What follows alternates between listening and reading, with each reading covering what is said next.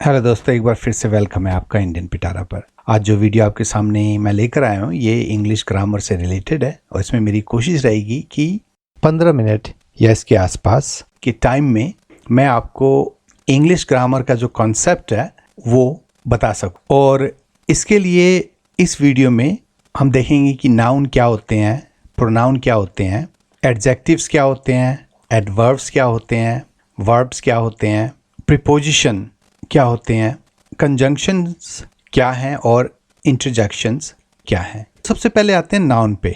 तो नाउन जिसे कि हिंदी में हम संज्ञा बोलते हैं, उसकी परिभाषा ये है कि a noun is a name of a person, place, thing और एन आइडिया।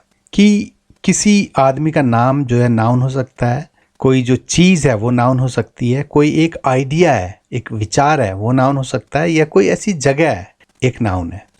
और अब इसको थोड़ा आगे ले जाते हुए हम देखते हैं कि मान लीजिए कोई चंदू नाम का लड़का है तो वो नाउन हो गया।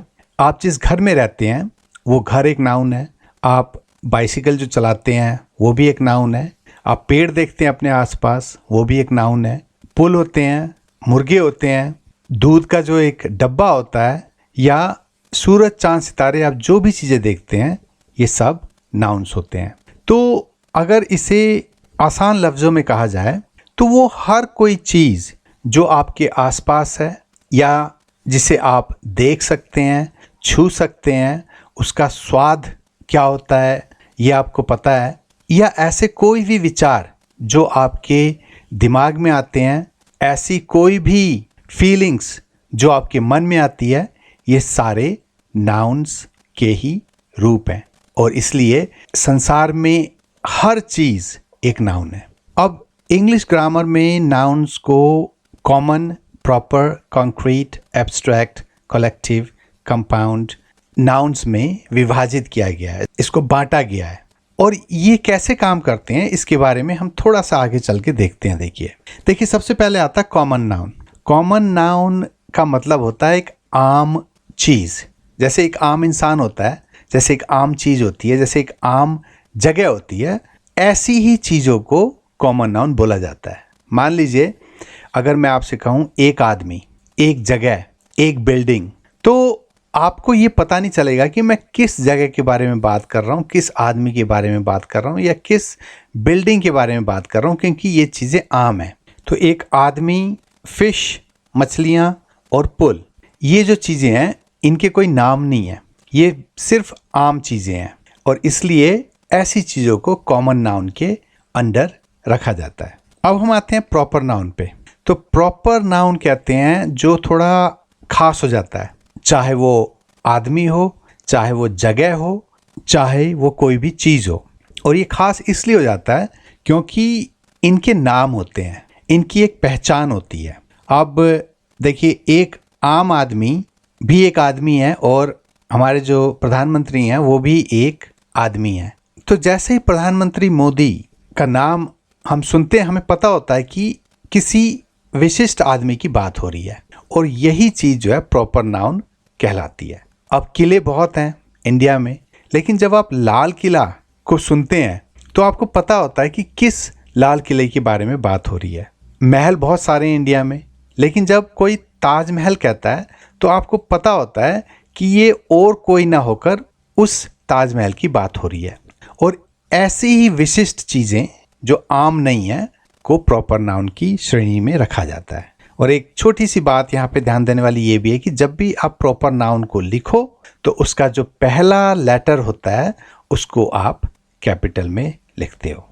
अब हम आते हैं कॉन्क्रीट नाउन में। तो कॉन्क्रीट नाउन को हम कह सकते हैं कोई चीज़ जो ठोस है, ठीक है, ऐसी चीज़ जिसे आप छू सकते हो, जिसे आप देख सकते हो, जिसकी आवाज़ आप सुन सकते हो, जिसका टेस्ट, जो स्वाद होता है वो आपको पता है, या जिसकी स्मेल आपको पता है। तो ऐसी चीज़ें बहुत सारी होती हैं हमारे आसपास। खाना हो गया, रोटी हो गई, सब्जी हो गई, फल हो गए, ज़मीन हो गई, पत्ते हो गए। तो ये सारी चीज़ें जो हैं कॉन्क्रीट नाउन में आती हैं क्योंकि ये पदार्थ, मटेरियल से बनी होती हैं, और ऐसी चीज़ों को कॉन्क्रीट नाउन कहा जाता है। अब हम आते हैं एब्स्ट्रैक्ट नाउन पे। तो एब्स्ट्रैक्ट का मतलब होता है वो चीज़ें जो एक विचार है, जिसकी सिर्फ आप कल्पना कर सकते हैं, जिसको आप महसूस कर सकते हैं, लेकिन ना तो उसे आप देख सकते हैं, ना उसे आप छू सकते हैं, ना उसका कोई स्वाद होता है, ना उसका कोई रूप होता है। और ऐसे विचारों में शब्द आते हैं फ्रीडम, स्वतंत्रता, हैप्पीनेस, खुशी। खुशी को आप महसूस कर सकते हो, लेकिन खुशी की ना कोई पिक्चर होती है, ना उसकी कोई आकृति, कोई फीचर होता है। और यही बात लव, जो प्रेम है, उस पर भी लागू होती है। अब हम आते हैं कलेक्टिव नाउन्स पे। तो कलेक्टिव नाउन्स बहुत सिंपल सा है। कलेक्टिव का मतलब होता है ग्रुप में। तो ऐसी कोई भी सामान जो एक जैसी दिखती हो, चीज़ों के जब झुंड बनते हैं तो उन्हें कलेक्टिव नाउन बोला जाता है। तो मान लीजिए सेना का अगर कोई एक सैनिक है तो उससे सोल्जर बोला जाएगा, लेकिन अगर 5 या 10 सोल्जर्स को एक साथ खड़ा कर दिया जाए तो फिर वो आर्मी बन जाती है। तो आर्मी जो शब्द है वो कलेक्टिव नाउन का पार्ट है।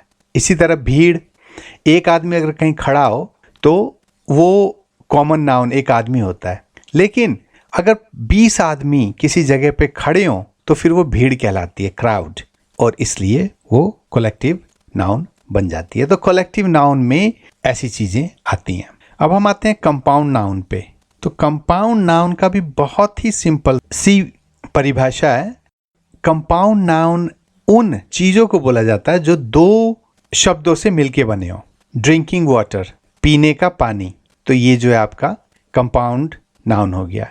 Apple juice, bus stop. तो देखिए इसमें 2 शब्द हैं, 3 भी हो सकते हैं। तो जब ऐसे शब्दों से मिलकर कोई चीज़ बनती है या शब्द बनता है तो उसको कंपाउंड नाउन बोला जाता है। अब हम आते हैं प्रोनाउन पे। प्रोनाउन को हम हिंदी में कहते हैं सर्वनाम, और ये नाउन्स की जगह यूज होते हैं। जैसे कि अगर कोई आदमी है, एक नाउन है, लेकिन जब उस मैन को हम ही कह के बुलाते हैं, HE, तो फिर वो प्रोनाउन हो जाता है। इसी तरह एक गर्ल नाउन है, लेकिन जब उस गर्ल को हम शी कह के बुलाते हैं तब वो प्रोनाउन होता है। इसी तरह अ मैन और एक विमेन को जब हम एक साथ बुलाते हैं तो दे शब्द का प्रयोग करते हैं और वो दे प्रोनाउन होता है। और इसी तरह एक बिल्ली एक नाउन है, लेकिन जब हम इसे इट कह के बुलाते हैं तो वो प्रोनाउन होता है। तो क्यों यूज करते हैं हम प्रोनाउन? तो प्रोनाउन से क्या होता है कि एक जो रेपिटिशन होता है, एक ही चीज को बार बार कहने की जरूरत नहीं होती, उसका संबोधन हम दूसरी तरीके से भी कर सकते हैं, और इसलिए प्रोनाउंस के यूज होते हैं इंग्लिश ग्रामर में। अगर हम प्रोनाउंस को यूज ना करें तो यहाँ पे देखिए सेंटेंस है, Mohan is my friend, Mohan lives nearby, Mohan is in my class, Mohan has 2 brothers. एक ही आदमी के बारे में हम मोहन मोहन मोहन मोहन कह के बोल रहे हैं, लेकिन जब इसी मोहन वाले सेंटेंस को हम प्रोनाउंस यूज करके बोलते हैं तो देखिए यहाँ पे सेंटेंस में थोड़ी गति आ जाती है, थोड़ा फ्लो आ जाता है। देखिए Mohan is my friend who lives nearby, तो मोहन मेरा दोस्त है। हु देखिए प्रोनाउन जो कि पास ही रहता है। He is in my class, अब ही भी जो है प्रोनाउन है। एंड हैज़ 2 ब्रदर्स, तो देखिए एक नाम को बार बार बुलाने की जरूरत नहीं पड़ती अगर हम प्रोनाउन को यूज करते हैं। अब हम आते हैं एडजेक्टिव्स। एडजेक्टिव्स को विशेषण बोला जाता है हिंदी में, और एडजेक्टिव का काम ये होता है कि ये नाउन या प्रोनाउन की विशेषता के बारे में बताता है। ये विशेषता अच्छी भी हो सकती है, ये विशेषता बुरी भी हो सकती है। एंग्री, एंग्री का मतलब होता है क्रोधी। ये जो क्रोधी शब्द है ये एडजेक्टिव है। इसी तरह ब्यूटीफुल, सुंदर भी एडजेक्टिव है।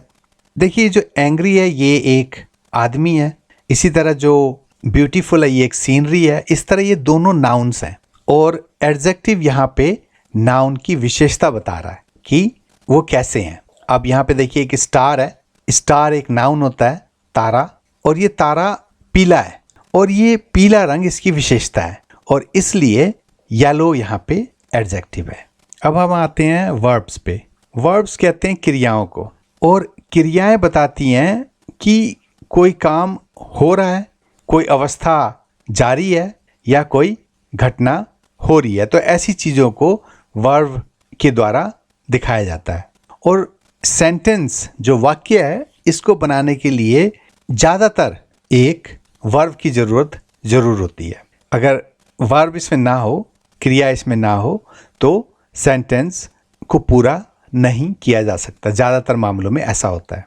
अब वर्ब्स के जो एग्जाम्पल्स हैं वो हैं डू करना, हियर सुनना, रन दौड़ना, आस्क पूछना, ईट खाना जैसे शब्द जो हैं वर्ब का रूप होते हैं। अब हम आते हैं एडवर्ब्स पे।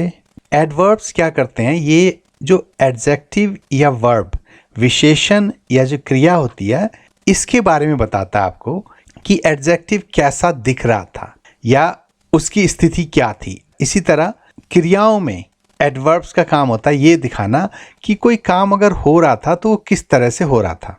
अब देखिए, ही क्राइड साइलेंटली, इसमें जो क्राइड है ये वर्ब है और साइलेंटली चुपचाप से, तो ये जो साइलेंटली है ये जो एडवर्ब है। और एडवर्ब में क्या होता है कि ज़्यादातर आपको एल वाई जैसे शब्द आपको बहुत मिलते हैं।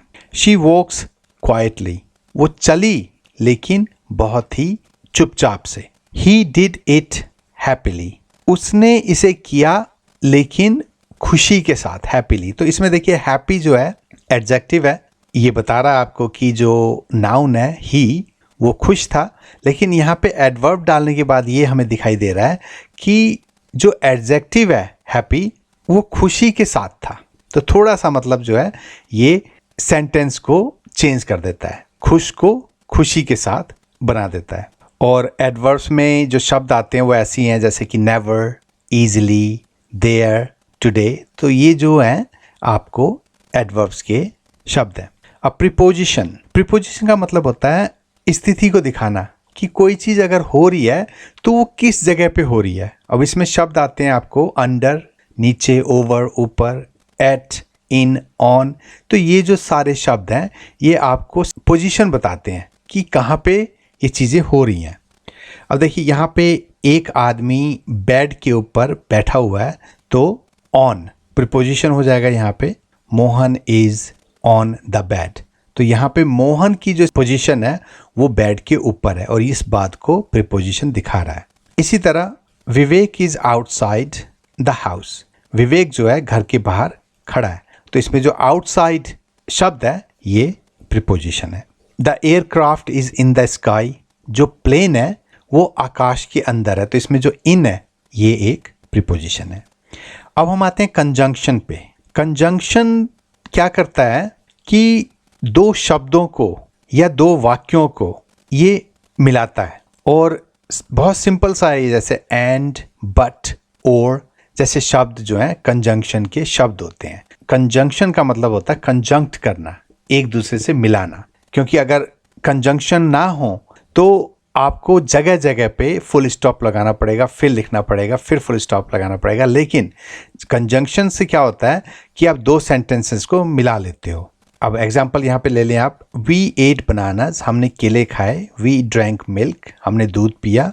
यहाँ पे ये जो दो सेंटेंसेस हैं इसको अगर हम एक में मिलाना चाहें तो यहाँ पे एंड का प्रयोग करके हम वो कर सकते हैं। We ate bananas and drank milk, हमने केले खाए और दूध पिया।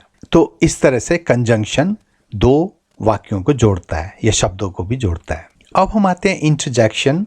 इंटरजेक्शन का मतलब होता है आश्चर्य, हैरानी, खुशी जैसे शब्दों को दिखाना।